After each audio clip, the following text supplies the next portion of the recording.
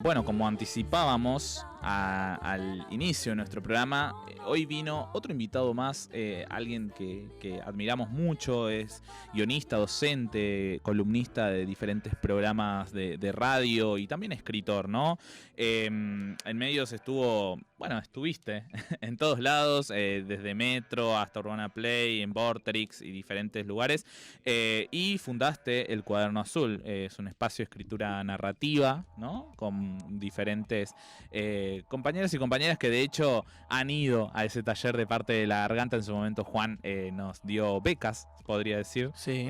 Para que algunos pibes vayan, y Gaby Chávez, por ejemplo, me comentaba que él es de Fátima, del barrio y de Soldati, me decía que es un capo y te manda saludos, así que, porque estuvo en tus clases y formó parte del Cuaderno Azul. Otra de las personas que formó parte también fue Soledad López, Sole. que es mi vecina de la 31, y que bueno, también con ella y con Rodri, que es también fotógrafo de La Garganta de ahí del barrio, nos juntamos también a escuchar mucho las columnas que haces, así que también te mandan saludos. Podemos reeditar el tema de las becas para La Garganta en los cursos del Cuaderno Azul. En este mismo instante damos solemne inauguración a un nuevo ciclo de becas para La Garganta Poderosa en el Cuaderno Azul.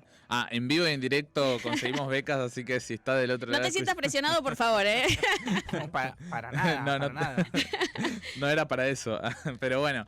No se dan cuenta, pero yo los necesito a ustedes más que ustedes a mí. ¿Sí? Sí, porque esto es un tema histórico que es, bueno, cómo diversificar la matriz de historias y de personas y de, no sé, de espíritus que uno se encuentra en el aula, para que el taller no termine siendo de toda gente parecida, con problemas parecidos y con maneras de ver el mundo parecida. Y en un momento dijimos, bueno, salgamos de este guetito clase mediero y vamos a los barrios. Total. Y no es tan fácil. No es tan fácil. No es tan fácil como revolear una beca y decir, vengan. No es tan fácil, sobre todo porque algo que hablamos mucho es que a lo largo de la construcción que hicimos, no es que presentamos también, nosotros cuando nos comenzamos a hacer periodismo, bueno, al menos hablo por mí, ¿no? Quiero por ahí de este lado. Dijimos, bueno, ¿qué pasa que no hay referentes periodistas, columnistas o gente que escriba poemas también, villeros, ¿no? O sea, referentes a los cuales de alguna forma acompañar, seguir o incluso romper cosas que vienen haciendo, y desde ese lugar también nos damos cuenta que no fue una crisis vocacional de 200 años, que no es casualidad tampoco que no haya vecinos escritores, vecinas escritoras, periodistas y demás. Porque hay una barrera que es una barrera simbólica fuertísima. No solamente se trata de pagar o no pagar una cuota, y tampoco se trata de la dificultad o no para... no es lo mismo tener que venir a un taller que te tomas un subte, que alguien tiene que tomarse dos bondis y un tren. Estando en Capital Federal incluso. Estando en Capital. Sí. También hay una barrera simbólica, como hay una especie de sentimiento de que no pertenezco a este lugar, no merezco, o no es, no tengo la posibilidad de... alguien que viene de una villa no puede ser escritor. Hay un montón de barreras simbólicas enormes, muy difíciles de sortear, que en mi deseo de que en el Cuaderno Azul participen personas de diferentes estratos sociales, bueno, era difícil. ¿Cómo los invitás? ¿Cómo los haces sentir cómodos? ¿Cómo le das el lugar para que cuenten sus historias y no crean que se van a sentir juzgados? Bueno, todo eso es una dificultad que... por eso digo que para mí dar una beca a La Garganta Poderosa es algo que me beneficia más a mí, que yo saco mucho más provecho por ahí de lo que puede sacar La Garganta Poderosa. De hecho... Tomando un poco este análisis que haces, hace poco ya va a salir, y bueno, ayer se rompió la primicia, así que lo puedo romper tranquilamente. Uy, qué miedo, a ver. Acá va a salir una nota con el Indio Solari, que él decía que había una deuda cultural. Él dio el ejemplo de un taxista que se la pasa sentado en el taxi conduciendo 12, 13 horas ahí, y llega a determinado horario donde se baja y se come un pancho y se espera que mientras él está comiéndose ese pancho se lea Foucault, se lea Borges, se lea algún otro ilustrado, entre comillas, ¿no? cuando en realidad el tiempo también, ¿no? Claro que sí. Hay una cuestión de tiempo y de un contexto histórico donde hace que sea realmente muy complejo, muy difícil, no ni siquiera agarrar un libro, sino esto de, por ejemplo, ir a un teatro y nutrirse de esos otros lugares, pero al mismo tiempo, nosotros desde el barrio lo que decimos es que a veces la literatura está en nuestras paredes, está en esos signos que de alguna manera le discuten a la RAE un montón de cosas, pero que, digamos, esa misma experiencia, esa misma historicidad que cada uno tiene dentro de los barrios ya está ahí la escritura, ¿no? Está como en ese lugar y que hoy en día se visibiliza con los pibes que ranchan y hacen rap en una esquina dentro del barrio, o que hay escritos. Va como emergiendo cada vez más esto de la literatura, si se quiere, del sector de los barrios populares. Sí, y siempre, o sea, siempre es interesante. O sea, es obvio que en un sector social donde viven millones de personas hay gente con talento y hay gente interesante. Total. Entonces hay que ir a buscarla, hay que darle ese espacio. Como vos hablas de la deuda, por supuesto que alguien que está laburando una cantidad enorme de horas, para que tenga el tiempo para ir a un taller que dura 3 horas, que se tiene que tomar un transporte, tiene que volver, y después tiene que tener el tiempo en su casa para leer a sus compañeros y también para escribir sus propios textos. Bueno, eso es un montón de capital que no se soluciona con una beca. Nada más. Es hermoso el tema de la beca, pero hay que hacer más. Y también, yo incluso,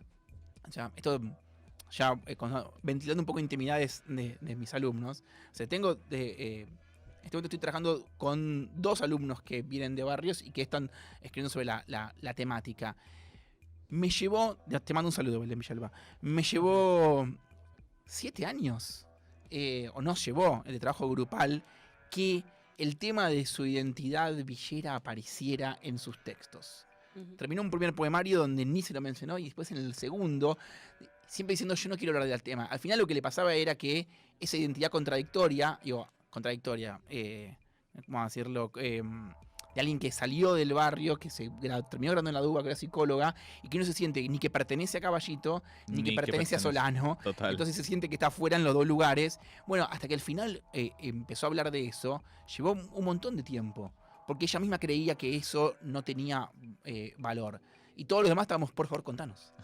Claro. Porque nos parece increíble. Y en ese sentido, de lo que mencionabas, ¿no? De que por ahí con una beca no cambia tanto todo lo que venimos hablando, sino que hay que hacer mucho más. Vos hablás en diferentes charlas o en diferentes instancias con respecto a tu temor de que en 5 o 10 años haya una especie de capitalismo feminista, multirracial, sexualmente diverso e inclusivo, donde la diferencia entre ricos y pobres sea cada vez más grande. Sí, en 5 minutos, no en 5 años. Eso, en realidad era, ¿no? Con respecto al contexto que está atravesando, bueno, el mundo en general, pero achicándonos un poquito más y yendo más cerca, digo, Argentina, ¿no? Un contexto de año electoral, un contexto en donde más del 50% de las argentinas y argentinos están bajo la línea de la pobreza. ¿Sentís cada vez más cerca eso? ¿O con las luchas también? No, por supuesto, cada vez más. Y por eso a veces me quedo un poco perplejo frente a ciertas posiciones que ubican a las luchas antirraciales, al feminismo, en algo intrínsecamente de izquierda. Y digo, si bien en Argentina uno puede como empatar cierto trabajo de izquierda con el feminismo, el antirracismo, etcétera, la verdad es que esos valores, esas banderas, las levanta el establishment capitalista en todo el mundo. Ya no hay una unión intrínseca entre izquierda y feminismo, o izquierda y lucha antirracista. Se puede ser perfectamente liberal en lo económico, se puede tener un banco y tener unas promociones bárbaras para mujeres y personas de BIPOC, Black, Indigenous and People of Color. O sea, no es contradictorio. De hecho, el capitalismo, que es muy pillo, dijo, ¿no? ¿Qué hacemos defendiendo al patriarcado y al racismo? No. Vamos a empezar a venderles cajas de ahorro a los negros y a las mujeres, que también son un segmento de mercado. Y adiós. Entonces, A las consignas las hicieron mercado. por digamos. supuesto, en un segundo, lo mismo que hicieron con las banderas de la diversidad sexual, las transformaron Sí. en un segmento de mercado y en un producto, lo mismo hicieron con la lucha antirracista y con el feminismo. O sea, no son movimientos que ataquen directamente a la matriz productiva capitalista. No sé, hay que estar atento a eso para no comerse la curva, porque te terminas sacándote no sé, una cuenta de banco en el Santander Pink y creyendo que Claro. es revolucionario. Por ahí, para hilar con esto que venís diciendo, hace poco vimos unas historias de tus redes sociales donde un usuario de Instagram ponía el libro de Juan Esclar, ¿qué onda? Que está como 9.000 pesos y vos Sí. le respondías en otras historias diciéndole, che, mirá, ahí ni siquiera es la responsabilidad mía como escritor, ni tampoco del que está vendiendo el libro como en ese lugar, sino que hay toda una industria ahí en términos de lo editorial. ¿Cómo es esa movida? ¿Qué Es pasa ahí? Es complejísima y hay 70.000 roscas y problemas que incluyen la corrida cambiaria, el precio del papel, el tamaño de las tiradas, la venta, la editorial. O sea, es complejísimo, pero yo también creo que 10.000 pesos es caro para mi libro. No lo elijo yo. Róbenselo al libro, no sé. Recomendación. Después, no sé, me invitan un pancho. Pero yo no elijo el precio de los libros. La editorial, por suerte, me escucha y Sí. escucha mis reclamos y me da más o menos bola, pero no es una decisión mía, no es una decisión de ninguno de los escritores, ni de las librerías. En Argentina hay algo que se llama PVP, que es el precio de venta al público, y eso es igual en todos los puntos de venta. Ok, ¿Esto para regula qué? eso. Y eso es para que el supermercado no lo ponga muchísimo más barato y se coma a las librerías. Todos los libros están el mismo precio en todos lados, en general, y no lo decide ni el escritor ni la librería. Sí, es un problema, como vos bien mencionabas, no es un problema tuyo con tus libros, No, sino igual que en sí. general. No, igual hay un problema, ¿Sí? hay un problema con mis libros. ¿Cuáles son los problemas? No lo sé. No sé, o sea, mis libros los libros aumentaron 700% los últimos 2 años. Bueno, No sé por qué. también hay una modalidad, digo, vos en el último tiempo, hace tiempo en Mi libro realidad, solo de venís, Planeta, claro, venís tomando mucha visibilidad, tus columnas, tus libros, incluso tus talleres también, ¿no? Capaz que me estoy equivocando, capaz que no. También cuando alguien comienza a tener más espacios y es más visible, sus productos, en este caso los libros, digo, van subiendo de precio por pero una hay cuestión de escritores demanda, vos decís que no. más visibles que yo, con más renombre que yo, y que venden más que yo, que tienen los libros más baratos. O sea, esto ya es tema de terapia para mí, no sé por qué están caros mis libros y tengo que resolverlo literaria en el persigue a Juan corto Esclar. plazo, porque parte de mi búsqueda es que el libro sea accesible. De hecho, estoy en una editorial como Planeta porque quiero que esté distribuido en todo el país. O sea, es un tema de accesibilidad. La misma razón por la cual voy a ir a la Feria del Libro. O sea, a mí me gusta ocupar espacios que sean accesibles a la mayor cantidad de público porque son lectores. No quiero quedarme en un nicho, no quiero quedarme en un gueto. Entonces, que el libro se ponga caro, a mí me jode. Mencionaste sí. No, justo iba a ir por exactamente lo mismo, creo. Mencionaste la Feria del Libro. Exacto. Y vas a estar dando un taller gratuito, ¿no? El 30 de abril a las 18 horas. Exactamente, en la Sala Cortázar. Es gratuito, cualquiera que se quiera anotar, entra ahora @juan.sclar, que se escribe S de Sandía, K de kilo, L largo, A de amor y R de Roberto, y se anota en el taller, que es gratis para cualquiera. Va a haber ¿Qué necesitan para ir? un cuaderno y una lapicera. Así es Y simple. nada más, y venía a la Feria del Libro, que es un espacio muy atacado por ciertos sectores del mundo del libro, que es atacado desde un punto de vista ideológico, que es atacado desde cierto pensamiento de izquierda por considerar un lugar que es como hipercomercial, que es más un... Elitista. O sea, es elitista el que ataca a la Feria del Libro. La Feria del Libro no es elitista, la Feria del Libro es un supermercado. O sea, entra cualquiera a la Feria del Libro.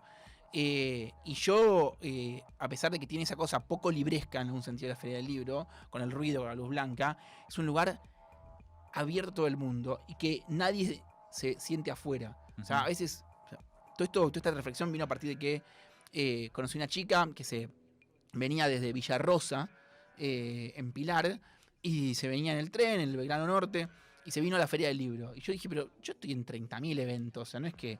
y hay eventos del Cuaderno Azul todo el tiempo, y hay cosas que son gratuitas, son más baratas. Digo, ¿por qué viniste a la Feria del Libro?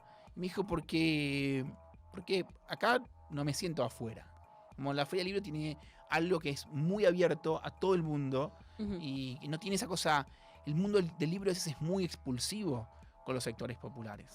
Entonces, no sé, a mí, en ese sentido, la Feria del Libro me parece genial, porque sí, no tiene toda la onda del mundo y no es espectacularmente libresca, pero viene cualquiera. Y eso para mí es muy valioso. Sí, hay guías para colegios y demás incluso, así que... Que todos fuimos Sí, a la sí. Feria del Libro de chiquitos. De chiquitos, Entonces, sí. todo el mundo siente que la Feria del Libro es un lugar que, bueno, tío, que te pertenece, pero que no es amenazante. Entonces hay que cortar un poco con la posición cerrada y elitista del mundo del libro, que la vuelve amenazante para los que quieren entrar. Hace poco se tomó una decisión dentro de la Feria del Libro que tiene que ver con libros progenocidas, ¿no? Que de hecho definieron no poner ningún stand vinculados a ese tipo de publicaciones, ¿no? Como ahí también hay esa tensión existe como de por todos los costados respecto a ese espacio. Sí, y es el discurso de Guille Sacomano el año pasado, el anterior, Sí. atacándole también a la Feria del Libro por estar en la rural, que es un lugar de un peso simbólico enorme para la derecha argentina, con cosas atendibles, pero en ese sentido también reivindico que Sacomano haya ido y haya hecho ese discurso ahí, en vez de abandonar la Feria del Libro Y no ir más y ya. bueno, es que vamos a estar ahí también, porque ese es un lugar donde podemos conectar con, no sé, lectores, futuros escritores que de otra manera no accederían al mundo del libro. Juan, con respecto a, siguiendo por la misma ruta, pero cambiando un poco de eje, lo que vos escribís, ¿qué dificultades tiene? Porque vos escribís... ¿Cómo dificultades? No, en realidad es qué dificultades encontrás, quizás, si es que las tenés, al respecto de, vos tenés una narrativa por momentos, en la mayoría, a mi parecer, con respecto al erotismo, ¿no? A un Sí. montón de cosas que mucha gente lo toma como tabú. A Sí. ese sentido voy. Frente a ese tabú de un montón de gente, ¿te encontrás con alguna dificultad al momento de escribir? No, a mí me encanta escribir sobre sexo. Yo no escribo erotismo, escribo sobre sexo, porque es diferente. El erotismo es un efecto Sí. posible de la escritura vinculada con el sexo. También el efecto puede ser asco, risa o rechazo. Entonces, yo no definiría lo que escribo por el efecto estético que produce, Sí. porque no controlo ese efecto. Yo escribo sobre sexo, hay gente que se erotiza y se masturba, y hay gente que cierra el libro y lo tira por la ventana. Ujú. Y hay gente que le es indiferente. Bueno, ¿cuál es la dificultad? Yo no encuentro dificultad. A mí yo lo disfruto muchísimo. La dificultad, si se quiere, hay algunos contratiempos con respecto a la escritura de sexo.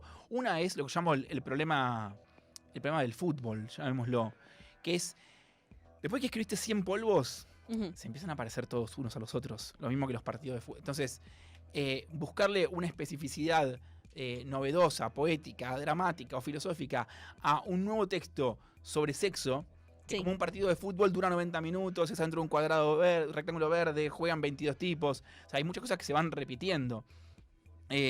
La dificultad o el desafío está en, bueno, cómo, o sea, cuántas veces voy a escribir tiene la pija dura, y o sea, en un momento hay que empezar a decir otra cosa. Ujú. Entonces la dificultad tiene que ver con no repetirse. Bueno, incluso has escrito sobre tener sexo con un perro, incluso. Digo, Sí. como para no repetirte eso. ¿Qué onda? He escrito sobre ficción, sobre eso. Sí, ficción. Siempre es ficción. Ese Ujú. texto a mí me encantó porque también tiene como una novedad, algo que para mí era desafiante, que era cómo tratar el tema de la zoofilia sin caer en el snuff, ¿no? Como el porno de la deep web, que es más que en realidad es un abuso a un perro. Ujú. Y entonces traté de como explorar esto de un personaje que es una veterinaria, que es vegana, que cuida al perro y que tiene sexo con su perro, y que además tiene un argumento por lo menos interesante, que es, mirá, mi perro se sube encima mío y se frota porque quiere.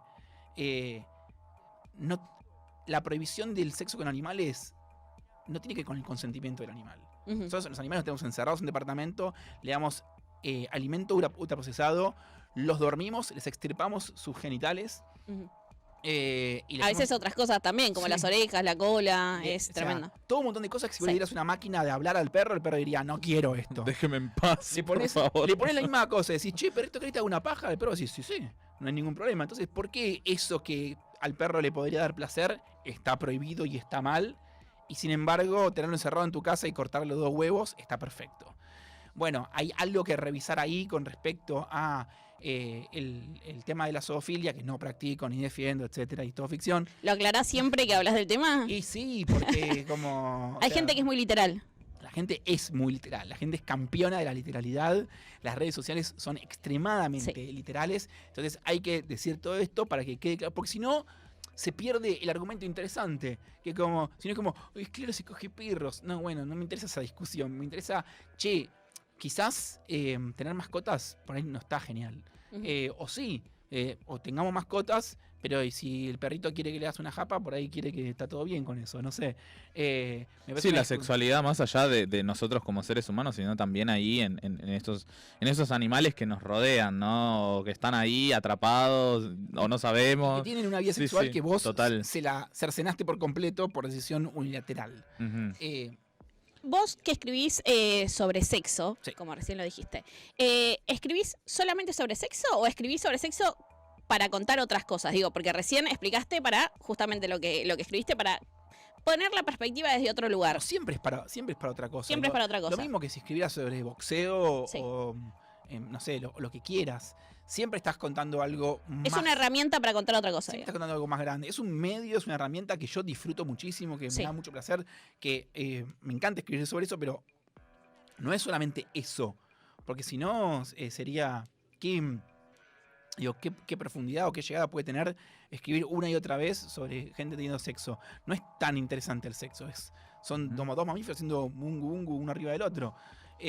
Se trata de otra cosa. Se trata, por supuesto, que de poder, se trata de dinero, se trata de soledad, no sé, se trata de muerte. Hay otras cosas ahí que son más importantes que el sexo. ¿Cómo se rompe esa frontera, no? Porque muchas veces no está en el imaginario la escritura sexual y demás. En Garche, por ejemplo, que entiendo, lo editó Licitra, está la mezcolanza de amor, sexo, pandemia, un Sí. poco de angustia, un poco de todo eso con 7 novelas breves. Contame ese proceso creativo de trabajo, de poder decir, bueno, listo, vamos a por acá. Esta es la primera novela, dividir acá. La primera, que es la de Silvia Zuller, como Sí. escribí la autobiografía de Silvia Zuller, se escribió sola, sale en la revista Orsay y a partir de ahí me piden que continúe con la temática. Yo tenía guardadas 70.000 ideas sobre sexo con embarazadas, sexo con perros, la sexualidad en la infancia, o sea, sexo entre niños.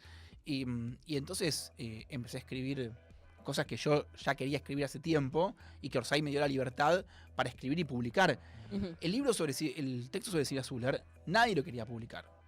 Y no sé hoy a quién le propones un texto de 70 páginas sobre sexo con perros y dicen, dale, vení, hagamos una revista, imprimimos 6.000 ejemplares Claro. y un PDF que van a descargar 100.000 personas. Está todo el mundo muy cagado con eso. Y Hernán Casiari me dijo, acá venís y escribís como lo que te dé la gana.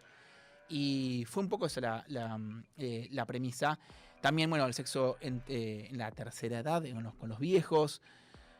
Son todos temas que a mí me interesan porque no puede ser que solo coja a la gente linda de 30. Entonces son todas historias que exploran lo que se aparta del Ujú. lindo de 30. Recordamos a quienes nos están escuchando que estamos hablando con Juan Esclark. Él es escritor, docente, guionista y columnista de radio. Y el 30 de abril a las 18 horas va a estar dando un taller gratuito en la Sala Cortázar en la Feria del Libro para quienes quieran estar ahí. Juan, de nuevo, como pegando un giro, ¿qué pasa con tu lado más amoroso, más tierno, capaz? ¿Escribís al respecto de eso? ¿Tenés alguna conexión con ese espacio? Sí, por supuesto que la tengo. Y a veces está conectado con el sexo y a veces no. Ujú. Este es también como otra cosa, la decisión entre sexo y amor, que vamos, de una manera muy burda, el videoclub separó en Sí. películas románticas por un lado y porno Y por el porno otro. para el otro, sí. Porno para los chabones y romántica para las mujeres. Ujú. O sea, en general cuando coges se involucran sentimientos, en general cuando amás, coges. O sea, ¿por qué se separaron? ¿En qué momento se separaron esos dos mundos? O sea, ¿por qué ternura y sexualidad están separadas? Como si coger se hiciera como solamente como a las piñas. Mi pregunta igual iba más fuera de la temática sexo. Ok, perfecto. Más en los sentimientos, Bueno, más en Cazador Solitario hay un montón de eso. Al final siempre terminás como con una, incluso podríamos decir filosófico, en una reflexión del tema que llevas, de la historia que llevas. Sí, aparecen. Quisiera creer que en la novela yo entiendo que a veces es una especie como que la leche nubla todo. Pero quisiera creer que escribo de cosas que tienen que ver con la soledad, la familia, los hijos, crecer, el tema, la guita. Es algo que vengo escribiendo en la novela nueva, pero también está un poquito hacia el final en Garche. Otras temáticas no vinculadas directamente con la sexualidad y donde está la ternura. Pero si tengo que elegir un tema donde la ternura parece, sí, desconectada de lo sexual y más como de un modo más autónomo, es cuando hablo de la familia y de los hijos. Ahí es cuando me pongo más tiernito. Alguien que que por ahí en algún otro momento no leyó algún otro libro tuyo, no te escuchó, ¿le recomendarías de entrada leer algún libro? ¿Cuál sería el primero? El que tengas ahí. O sea, no sé si hay uno que sea. No tengo droga de entrada. No hay. Y con las de Cazador Solitario, ¿cuál te gusta más? ¿Cuál es el que decís, che, esta me parece tan interesante que incluso la investigaría un poco más? Y siempre estoy manija con la última. No sé si tengo favoritas, pero Moria Kazan me gustó mucho. La de Moria Kazan y la de Menem también. Mira. Hay algo ahí de los 90, pero que me interesa, pero creo que si tengo que elegir una, hoy te digo Moria. Moria me pareció revelador investigar sobre Moria. Sí, que incluso habla mucho esto de la vaginocracia, un montón de cosas que ella, en su propia sexualidad, en su propia historia, y bueno, ella muy buena en la oratoria también, tira eso y lo vincula con una forma política cuasi feminista, ¿no? Como que no es feminismo en sí. O sea, es como que lo solapa, nunca es explícita en ese sentido político, ¿no? Pero a la vez reivindica su concha, sus tetas, su forma de...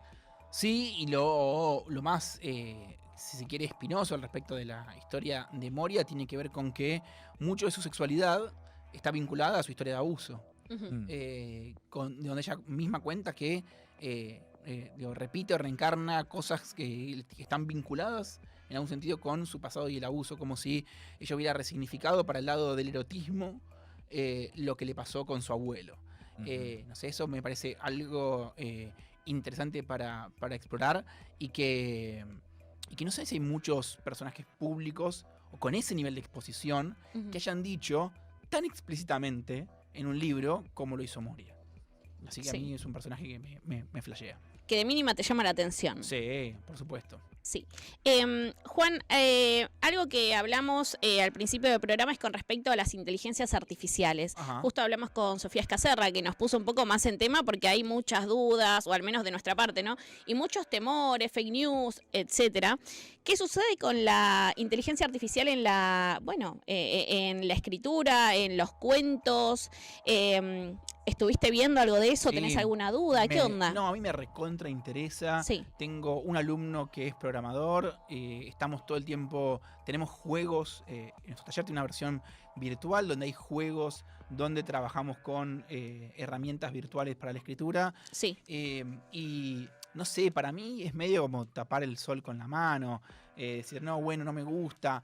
Es lo que está sucediendo y no sé, me interesa explorarlo. A ver cómo cambia la expresividad humana a partir de la introducción de esto. Sí, bueno, de hecho, el amor a distancia, el sexo virtual, un montón de cosas que, bueno, noticias viendo a gente que tiene... También. No, pero que hay gente que tiene relaciones con bots o robots. Como un vínculo mucho más allá de esto es un bot y yo soy un ser humano. Digo, hay algo que se genera ahí también en los vínculos, en la forma de dar clases, como obtener clases virtuales, que después de la pandemia, sobre todo, uno se fue acomodando a todo ese mundo y lo cierto es que, bueno, tal vez la inteligencia artificial venga a modificar nuestra sexualidad en un montón de aspectos también, incluso en el futuro. En un millón de cosas. Y no sé qué va a pasar con la literatura, no voy a hacer futurología, Sí. pero digo, la expresión escrita, más allá de eso después se transforma en un libro que se vende y se lee y lo que sea, es algo que de los humanos, ahí no importa la inteligencia artificial.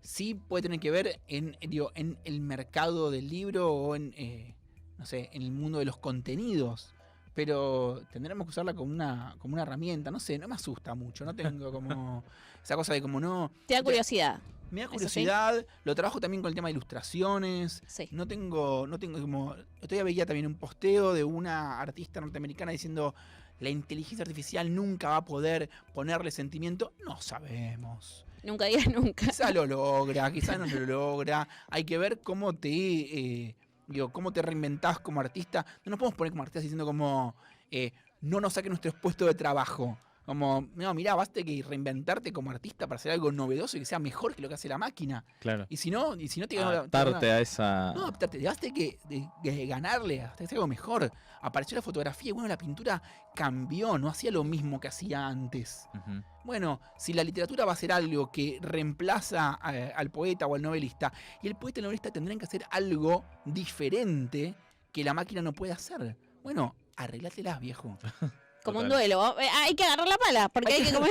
Hay que agarrar la pala en vez de llorar. Yo no me gusta la posición llorona, ¿viste? No, bueno, vamos a destruir, apaguemos las inteligencias artificiales porque nos van a robar el trabajo. No, macho, hace algo que no te puedan robar el laburo nadie y listo. Juan, para ir cerrando, hay algo que, bueno, nosotros, como te contábamos, yo particularmente con Rodri y con Sole, que son dos vecinos míos, nos juntamos, es como una cita, nos juntamos a escuchar tus columnas, ¿no? Porque, bueno, o a leer algún texto. Contanos, ¿tenés algo en mente que va a venir pronto? Es la novela en ¿Querés- camino. ¿Qué onda con esa novela? ¿Qué nos podés adelantar? Que voy por la página 140, que tendrá 300, 400 al final. Sí. Que te puedo adelantar, no mucho, que es la continuación de Nunca Llegamos a la India. Y que estoy muy contento. Hoy en la mañana estuve escribiendo sobre eso. Sí. Va avanzando, está quedando bien. Denme un añito, 2 y la tengo. Bueno, y ya ahí tenemos el adelanto completo en un añito 2.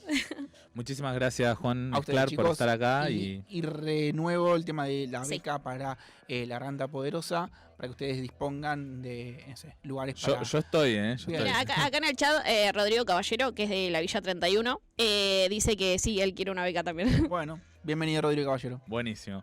Bueno, vamos con las pelotas. Ahora.